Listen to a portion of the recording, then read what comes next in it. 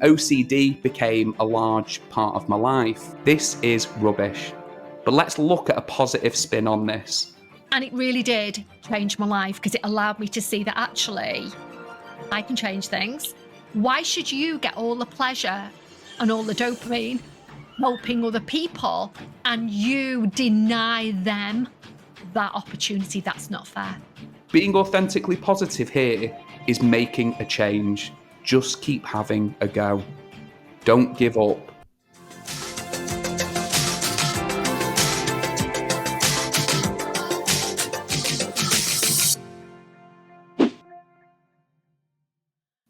Hello everybody and welcome back to the channel. I'm Jo Banks. I've been a professional executive coach for almost 15 years and I'm sharing what I know. And on today's video, I've really excited to bring on a friend I would class you as now, Jason, and a colleague, somebody that I've worked with quite a lot with his organisation.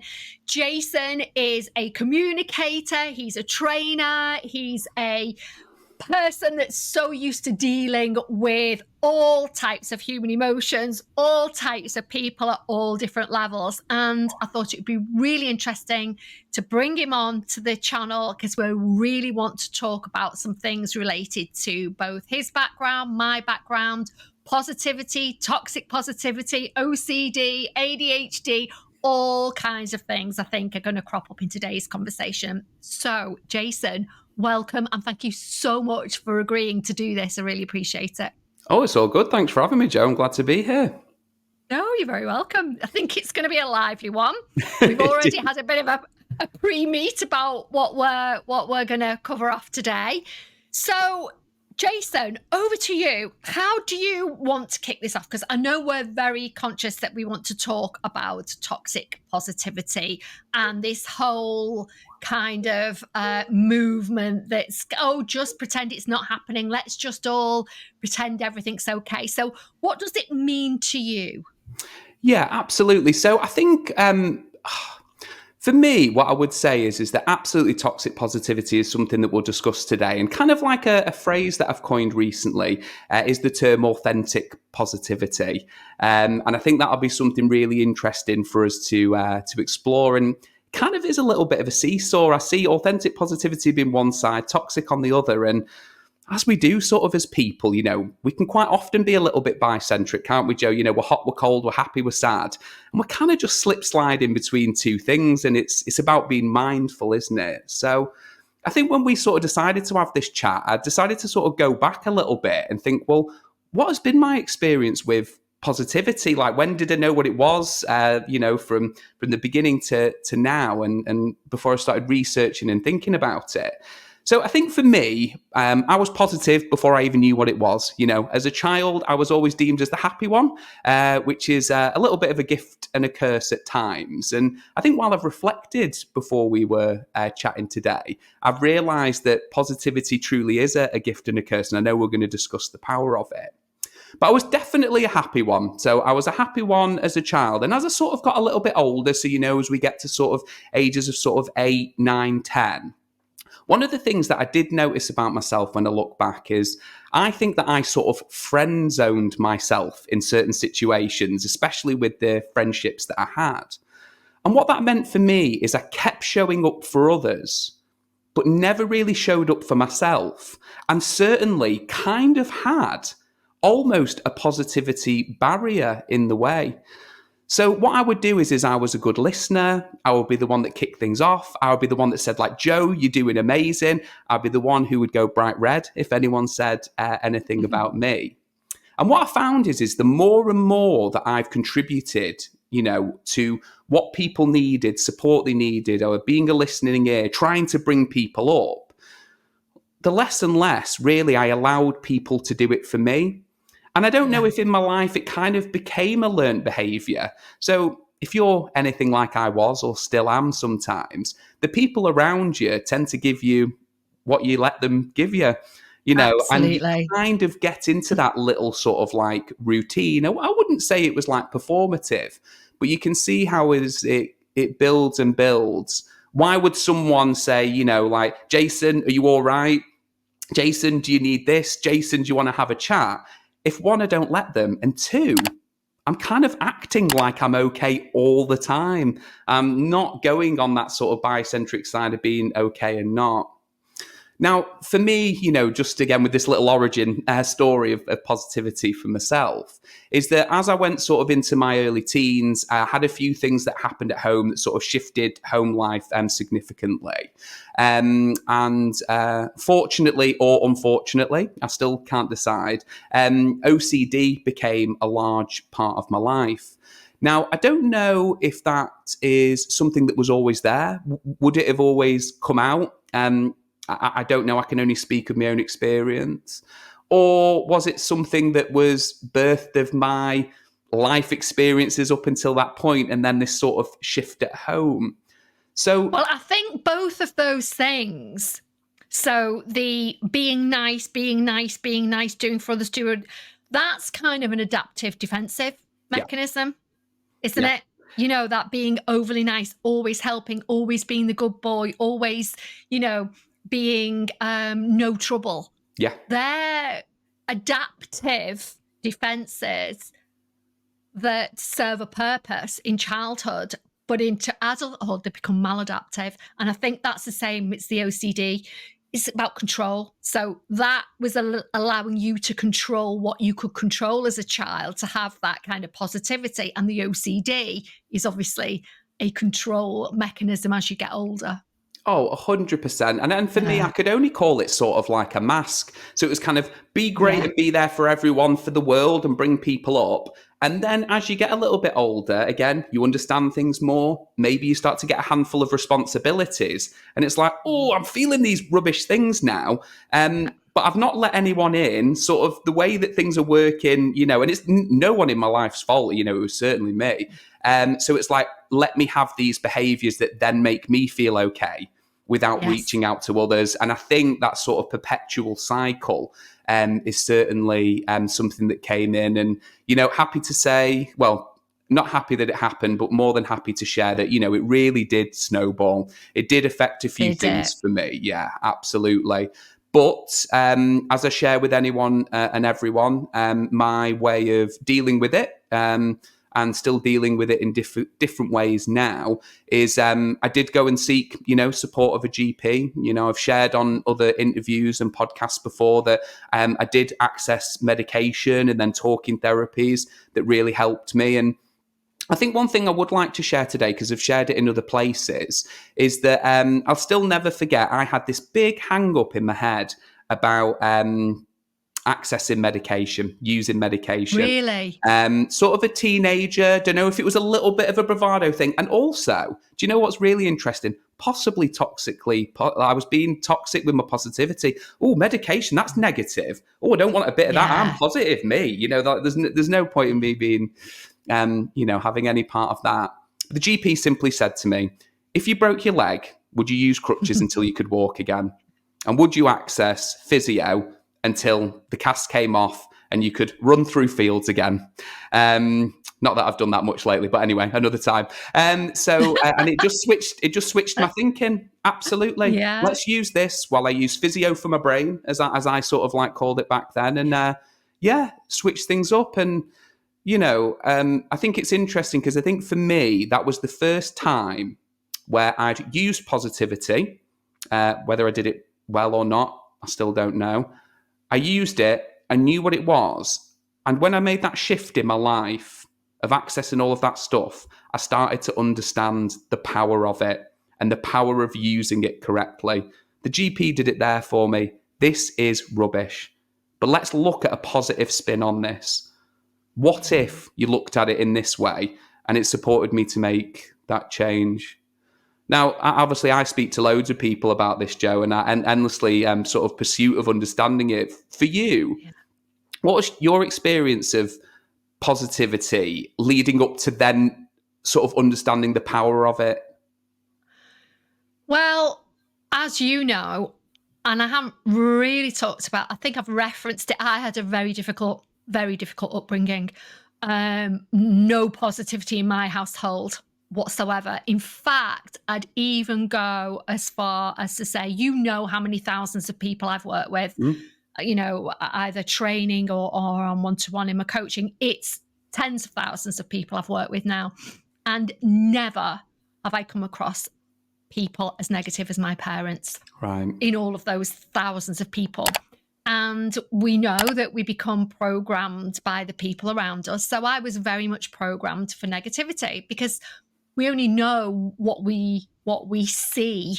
That's how we learn growing up. So it was only until I got into my 30s where I was just dreadfully unhappy. My career was going really well. I was in HR and working my way up the ladder. But I was just so unhappy. And I'd always been unhappy. And somehow, I don't know how I came across it, but I read Paul McKenna's Change Your Life in 7 Days. Okay. And it changed my life in 7 days. It literally did what it said on the tin, because before then I'd done no self-development. I was very much, the world's against me. Oh, poor me, poor me. Because, I didn't know anything any different. I just knew, bad things always happen to us. Well, isn't that just typical? Because that's why I was programmed. And it was only after reading that book that everything changed, when I realized you don't have to be that way.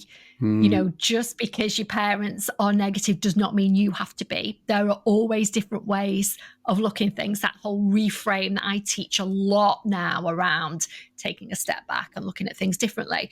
So that's kind of 20 years ago. Wow. Now. And it really did change my life, because it allowed me to see that actually I can change things. Things are, we can't, and it's something that I talk a lot about, that we can't necessarily change what happens to us, but we can always change our response. Now, before I learned about kind of the whole negativity thing and the programming and the voices in your head, that makes you sound crazy now, but we all have a narrative, or most of us have a narrative. But we can choose to change that. That was the biggest light bulb moment for me. Is that real negative kind of, you're such an idiot, nobody likes you. It was constant for me all of the time. And then suddenly realizing one of the things in that book is that's you, that is, or rather it's the voice of a parent playing those negative things. And learning that voice is not real and you can change it, just literally changed. It changed my life. I'm now doing what I do now because of that. I mean, I might have come across it at some other point, but it was pivotal. So now when, I think I mentioned to you when we had to catch up a couple of weeks ago, I was doing some training with an organization about 2 or 3 weeks ago now. And I was doing some resilience and mental toughness. Okay. And I was talking about all of this stuff that we can do to be more positive. And a guy actually went, "Oh, you're just being happy clappy." And I was like, you know what? There is nothing happy clappy about me and what I teach. Nothing. Everything I teach comes from a place of trying to make my life better, to make sense of my childhood, to make sense of now I know I've had it diagnosed that I have ADHD. I also have complex PTSD from a difficult, neglectful, emotionally abusive childhood. And that's definitely the first time I've ever said that. And so all the tools I use and all the tools I share come from learned experience, come from looking for things to change my mental state, to change how I'm feeling. And so that's a potted history of my journey to positivity. I do have to work on being positive and not going back to my old programming. That it's a daily thing. I call it, similar to you, it's gym for my brain. Okay. So, the stuff that I do EFT, I do hypnosis, I do self-hypnosis, I do meditation, exercising. I exercise every day, all things that I have to do so I don't slip. So, when I see toxic positivity and that, woo, and somebody says, "Oh, you're being toxically positive," oh my goodness, I so not. Yeah. Yeah. And it is, isn't it? It's so interesting, I think, that when we think about the power of it, and it can just be perception as well, isn't it? I think when we're talking about this particular subject, one of the things that becomes really blatant to me is it's that whole thing of that human experience and how unique it is, and how different it is. We've just both shared different paths to multiple things that have even led us to this conversation today. And I think when we think about this topic, one of the things that I say to myself and others is that we have to remember the best thing that's happened to you is the best thing that's happened to you. And equally, the worst thing that's happened to you is the worst thing that's happened to you. And I think, again, by having that sort of like thought or mindset, what we can do then is we can then input positivity in that. That's your line. You don't have to be, I suppose, like living a dream or not, however you want to put that. At the end of the day, it's your human experience. And then this is something that, as you said, if you discover it and if you like it, you can choose to use it. And it tends to be something that does give things momentum and move them in the right direction. And I think, another thing is when we think about that toxic stuff, as you said, we were talking about the power of positivity, and it's that whole superhero thing, isn't it? That, with great power becomes great responsibility. Yeah. So when we've got these this thing, how do we wield it? How do we use it?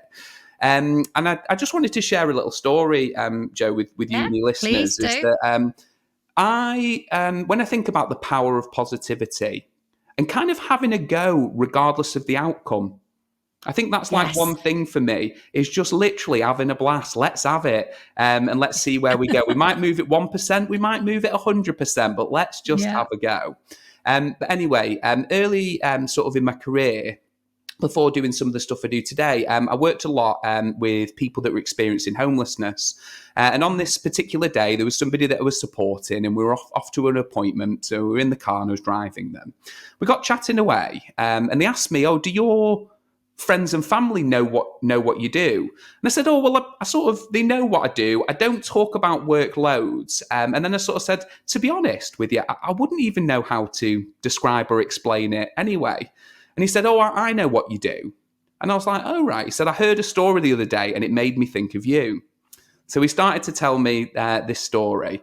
And what he said is a story about starfish on a beach. So there's somebody walking along a beach, and we can all go there in our heads. We got the sea on that side, the sand there. We got our toes in the sand. We're grounded, great place to be. So this person's walking along in this scenario, enjoying the view. And then what they start to find as they look down at sort of the sea lapping the toes is that there's loads of starfish just to the left. And the tide's going out, and they've actually been beached, and the sun's really hot. And ultimately, really, they're in a pretty tricky situation. So while the person's walking along and they're processing this, they kind of look up onto sort of the horizon, and they can see that there's miles and miles and miles of these starfish that are beached on the sand with the tide still going out. So as they're thinking about it and they're walking and they kind of squint a little bit, they can see somebody frantically moving or doing something in the distance. So they kind of lock in on that then, and they walk along and they walk along and they walk along, and they sort of pick up a bit of speed and they get to the person. And as they get nearer, they can see that this individual is just picking up starfish and throwing them into the sea. So as the person arrives, he goes, "Oh, what are you doing?" And he says, "Well, exactly what it says on the tin. I've described it. The tide's going out. All of these starfish are here, and I'm just making sure that they're all right." So the person who was walking along says, "Well, I've just walked for about 2 miles. There's hundreds, even thousands. You'll never make a difference." And the person who's throwing them in picks up a starfish, looks at the person, throws it into the sea, and says, "Well, I made a difference to that one." I love that. And I think for Thanks, me, brilliant. that is again that thing of where we talk about authentic positivity. Yes, you might not be able to do everything in that scenario, fill that blank in your life, whatever it is, however you want to use that metaphor. But if you just use that concept that we said before of having a go or just doing it or just raising the bar by like 1%, you'll make a difference to each and every person or each and everything or each and every self-development or improvement that you want to achieve. And quite often we're not positive because we think of outcomes, or we write a script. I'm never going to be able to do it. What are these words, What's Joe? the point? What's the point? Really, really starts to move us away from that. And the other thing that I think is interesting, which this may be added, I've never actually researched the story, is that the way I think about this with positivity, for example, is imagine if the person who arrived at them went, oh, do you know what? Let me give you a hand. I'll start lobbing some in. And then there's a couple of dog walkers out, and then maybe a school trip, and they start to see this impact that this original person is making, this little nugget of positivity. And then I've got this image, which I think is a bit of a random one that we'll never see, and hopefully no starfish are harmed in the situation of thousands of people flooding the beach, lobbing them in. And just because of that one, let's have it. Let's have a go. They got them all in. I don't know. There you go, a little extension. But what does that story sort of... I don't know. I think it's really interesting, because I coach a lot of people who maybe come to me because they've got a lot, that I tend to coach people who are really struggling with different things. And whilst I'm not a therapist, I'm a coach. Organizations tend to send me people who are got really big challenges going on. And, one of the things that I hear, and I guess what we're kind of talking about here is learned helplessness. Yeah. That kind of, oh, well, what's the point? There's no point. Just one person, just me can't make a difference. And, I kind of thought that when I started this YouTube channel, when I rebooted it in the summer, really, can one person make that much of a difference? Well, already I've just hit 600 people, subscribers, and that's not a lot in YouTube history. It's small, tiny, but it's 600 people I'm helping. Oh, I've had 30-odd thousand views already. So that's 30-odd thousand people I'm potentially, and then the snowball. And that's besides all the coaching and that kind of thing. But I could have very easily with this, it's too much bother. Yep. What difference is it going to make? Well, do you know what? If it makes a difference just to one, and I'm sure we've had this conversation. If what I'm sharing helps just one person, it's worth it. So for me, it's about getting out of that mindset of what's the point? Because that's a real, I see that's kind of really toxic negativity. What's the point? I can't make a difference. Yes, you can. Because if you're even 1% better in terms of your mindset, in terms of how you feel, in terms of being 1% more positive, that has a knock-on effect to everybody and everybody you come across. Because our energy, we know this, it's proven, our energy goes out 2 meters and people around us feel the energy that we're putting out. So I think we all have a bit of a sense of duty to be putting, and I'm not being toxic, but we all have a responsibility to the people around us as well as ourselves to just at least, look at the possibility of being more positive. Yeah, absolutely. I think we could sum it up in as I can think in my entire life experience, there's some people that I absolutely love being around. And there's other people that I've met where I don't. And it's maybe about just that little bit of energy that you give out there. I think like the other thing I'd just say on that as well is it's for some people who maybe want to look at this like another time, I don't know whose sort of thing it is, but you said about those 1%, I mentioned it as well. And I love that 1 degree of change. Mm-hmm. So if you're doing things from here to there, but if you just offset it by 1 degree, you keep doing it, once you continue to do compounding. It's compounding. Yeah. If you just get 1% better, and loads of these self-development people talk about this. If you just get 1% better every day, that just goes off the chart in a year in terms of how, it's not 100% better within a year. It's kind of goes off the charts. So I think it's really important, because trying to get from here to here feels impossible. Well, don't bring it back down. Just do one thing that makes you feel happier. Just do one thing to help somebody else. Just do one thing each day, and that compounds. It absolutely does. And well, maybe it's because it's so frosty and cold outside that the beach keeps calling me, Joe. But, people may have heard this Maybe. before. It's an old one, but it's a good one. And I've always liked this quote that, every drop of rain raises the level of the ocean. Yes. It's those big Absolutely. things. Absolutely. And I think it's interesting here now because I think while it would be great to sort of step over to that like toxic side, it is about everyone's experience. Even some of the things that we're discussing now will be really supportive and helpful for some people. And some people may even start going, oh, we're kind of getting we're on a beach, we're like whatever. And I think this is the thing as well, is there's something for everyone in this. And I'm going to sort of talk a little bit about like how sort of your environment, who you're around, and how you decide to behave sometimes. Oh, yes, please do. It's really important. Absolutely is that authentic side. But before we do that, while we're on sort of this toxic bit, I think most people know what it is. And I think we've kind of chatted about it a little bit. And what I wanted to share was toxic positivity from my own experience through sort of like self-talk. Now, one of the things I did is many moons ago, I attended a resilience workshop. One of the things is that you could get... Wasn't one of mine, was it? No, it wasn't one of yours. It was a different one. God, I don't know whether it's going to be good or not. Yeah, I attended one of Joe's resilience workshops and it was amazing, but it wasn't that particular one in this instance. But anyway, there was a little test that you could go away and do. When, again, like us, speakers, facilitators do, there's little links you can go and use, and we've kind of checked that they're, decent ones to do, and did this little test, and it sort of came back that I had optimism in overdrive. And I was really? Oh, fantastic. Do you know what I mean? Optimism in overdrive. Yeah. And I started telling people and that, oh, look at you. Do you know what I mean? That's amazing. Yeah.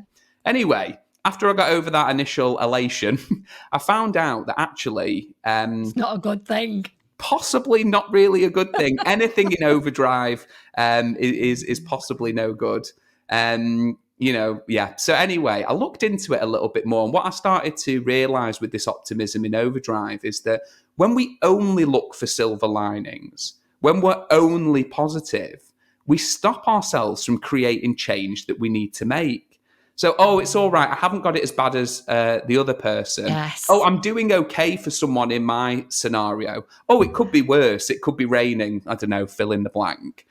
And actually, once I understood that concept, and only when I understood it, I moved from knowing what the power of positivity was, or what I thought it was, to understanding what authentic positivity was.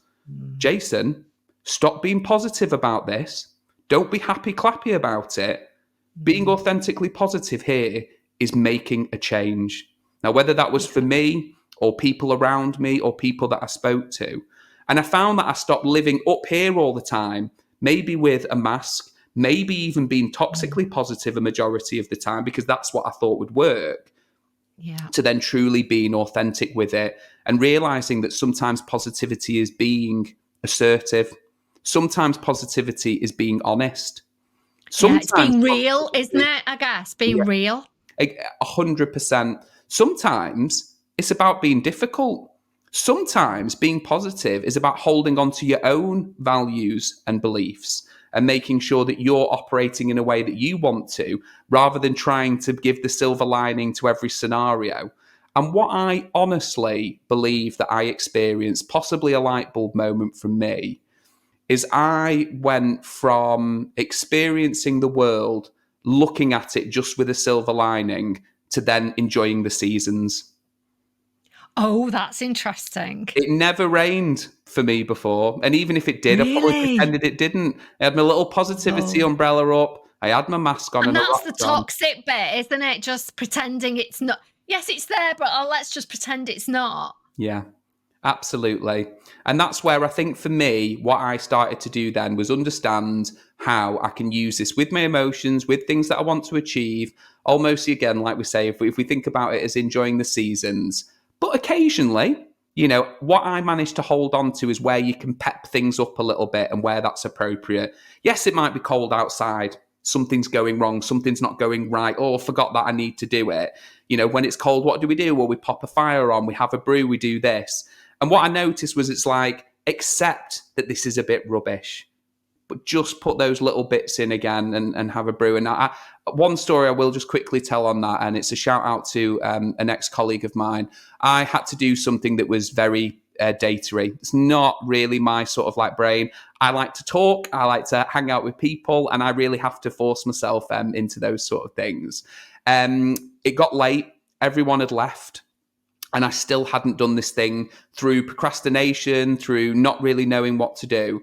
And I was just sat in a booth thinking, how am I going to do this? I was experiencing that season there and then. And this particular person came over to me and just said, "You're right." And I wouldn't normally. I would have gone, "Yeah, great. You have a good night tonight, whatever." I said, "Do you know what? I'm not. I need to get this done. It needs to be done, whatever. And I've got X, Y, and Z going on." And this person didn't say anything about it, being rubbish or this or that or whatever. They just went, "Tell you what, should we bang some tunes on? I'll come and sit with you if you want." Oh, isn't that good? Little thing there, okay. You can get a lot of things done with a bit of S Club 7 in the background. I'll tell you that for free. I'm sure we were listening to something better. The person won't forgive me for saying that now. You know who you are. Tunes on. I tell you what, why don't I take half and you do the other half? Brill. Oh. How are you getting on with that one? Cool. Do you know what? It's taken me 10 minutes to do those 5. How long did it take you? Bet you can do it 8 in the next one. So what we were doing is we were taking this quite terrible situation. We weren't being toxic about it or fake about it. We were just being real, bite-sized it and got it done, I guess with a little pep in our step, as I would say. For me, that's some bits I wanted to share about sort of toxic positivity and that optimism stuff. I don't know if you've got anything you wanted to share on that, Joe, and think about I've got something to share on that story in terms of letting other people in and letting other people help. Because one of the things that I've always done is I like to say I'm a recovering people pleaser. And that comes from childhood with a volatile situation, always trying to keep the peace. Let's keep the peace. Let's just be good. Let's do everything for everybody. And one thing somebody said to me when I was going through a really, really tough time is, and I was, no, I'm fine. I can get through this. I don't need people's help. I'm okay. Somebody said, "You're always the one that's helping everybody else to massive detriment to yourself some of the time. But what you're doing by not allowing people to help you is you're denying them the pleasure of taking care of you." Isn't that a nice reframe? Yeah. Why do you, and she was actually really quite aggressive in the way she said it. Because she said, "Why should you get all the pleasure and all the dopamine helping other people and you deny them that opportunity? That's not fair." Yeah. That's a really nice reframe on that one. Absolutely. And I don't think it could, in your excellent way, Joe, probably told my story a bit quicker there, but that's what happened. I wouldn't have normally let that happened there. You wouldn't have let that person in, but actually they wanted to help. Yeah. And that's, I think, unfortunately, if you've had, some kind of difficulty and you are a people pleaser, because people pleasing starts with parent pleasing, something that I say frequently is we find it difficult to let people do things for us. But then we start to get burnt out. Then we start to get resentful. Then we start to, well, nobody ever helps me. But actually, we don't let people in. Yeah. So I guess, you letting somebody in gave them as much joy as it did you being helped out, if that makes sense. Yeah, absolutely. Yeah, 100%. And, again, that was, that was me being authentic. And this is the bit that I'm painfully interested in at the moment is authentic positivity. And I've thought about this a lot. And I know me and you've had a conversation before. And I think the only way that I could shrink down, the best way in my the way my brain works to sort of describe what is authentic positivity, and I think our conversation is carving this out for people anyway, I certainly hope it is that I think positivity is a dial that we can turn up or down. Now, sometimes there can be things that get in the way of that, but if we just stick to that, I think that it's a dial that can be turned up or down. And the only thing that we need to be conscious of is that we play it at the right volume for the party. Yeah. You know, when we do think of like being authentically positive, I think the final bit that I'll say on this term, because again, for me, I think these are the kind of things where you and I aren't going to define this for people. Hopefully there's been some, you know, thought nuggets, there's been light bulb moments, or even just reflection points for people. Yeah. And I think, you know, authentic positivity is turning that dial up and down, as I said, for yourself. So that self-talk, what your scenarios are. And again, just knowing your audience, just adjust here and there where you think you can use it. And if you do feel like it's going over to a side where it is that happy, clappy stuff, or it is a little bit fluffy, just bring it back. Nobody's perfect. And, you know, we will make those mistakes, and we will make those mistakes in scenarios when we just care. Or again, I go back to the best thing that's happened to you is the best things that happen to you, and the worst thing that's happened to you is the worst things that happen to you. And we just have millions of people wandering around, bumping into each other with those completely different experiences. I think the other thing that I'll just say, which kind of follows on from our story, my story of that person helping me. I have this thing that I've been shouting out to people quite often, and they can interpret it in their own way, hopefully to not make it happy clappy or too glittery or whatever. But I have this thing where I call it the Mary Poppins effect. And what it is I really like the point in the film where I think the children need to tidy the room before they go out, and they don't want to. And I think they also, there's another bit where they need to take some medicine and they don't want to. And what Mary Poppins basically does sugar. Yeah, exactly. A spoonful of sugar makes the medicine go down. You know, every task we undertake becomes a piece of cake, a laugh, a spring. Oh, look at you. I wasn't expecting to burst into song, but there you go. There you go. And I think that's just another interesting thing for me there. That Mary Poppins effect is that you might need to do that spreadsheet. You might need to clean that kitchen. You might need to go out for that walk or whatever, and just ask yourself, what is your version of adding a little bit of fun or motivation to that? It's not me telling you that. It's not you telling you that. And Mary Poppins isn't here to tell you either, unfortunately. But, you know, just think about that little effect that you can have if you simply have to do something. Let's not be insanely positive about it. You know, let's not be fake. But how could we make a few tweaks to just, you know, make it a little easier? I think that's an excellent point, because that's one thing that I say to a lot of people is, you know, how can you add a bit of, like you did with your colleague, adding that bit of music in that just uplifts, it gives you dopamine. Yeah, it does. It gives you dopamine. You know, it just makes you feel that little bit better, and you're more inclined to do that thing. So it's those little tweaks. I've got to do this. And the other thing is on that one is, how can you reward yourself afterwards as well? So if I just get this, because we're reward-based creatures, we grow up on eat your dinner, you can have pudding, you know, tidy your room, you know, do your homework and you can have a treat, tidy your room, you can go and play. We get brought up on that. So that's another one of kind of, if I just get through this, I'll reward myself with that nice coffee. I'll reward myself by ringing my friend. So again, it's bringing that positivity into that negative task. Absolutely. Absolutely.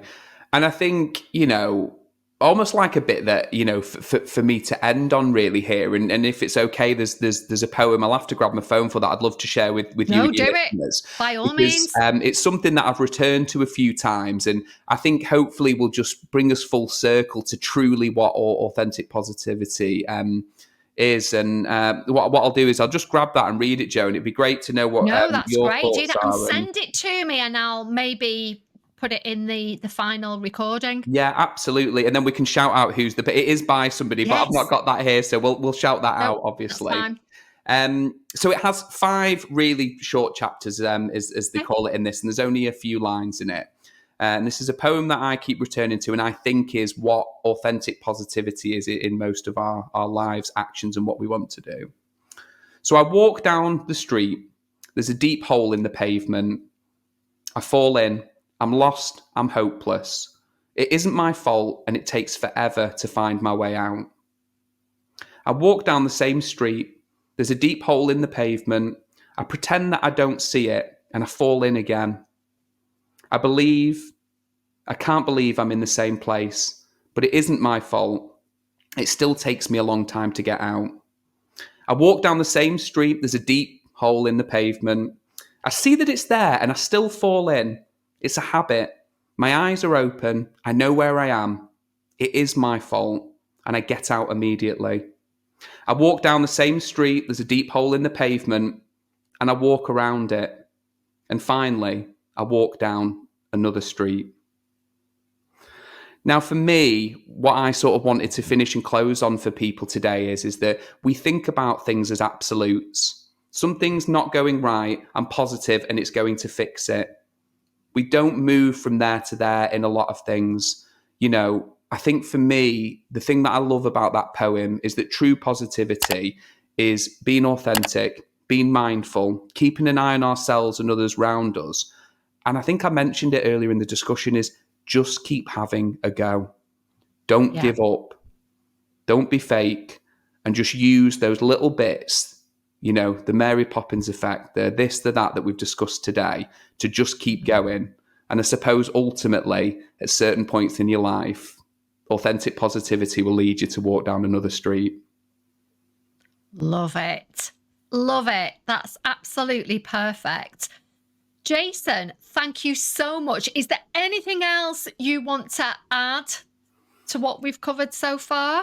No, I don't think that there's anything that I'd like to add. Again, I guess like most people do, is that I'm just genuinely interested in this subject. I'm genuinely interested in what other people's thoughts, feelings are, how they've interacted with it. How do we wield that power better?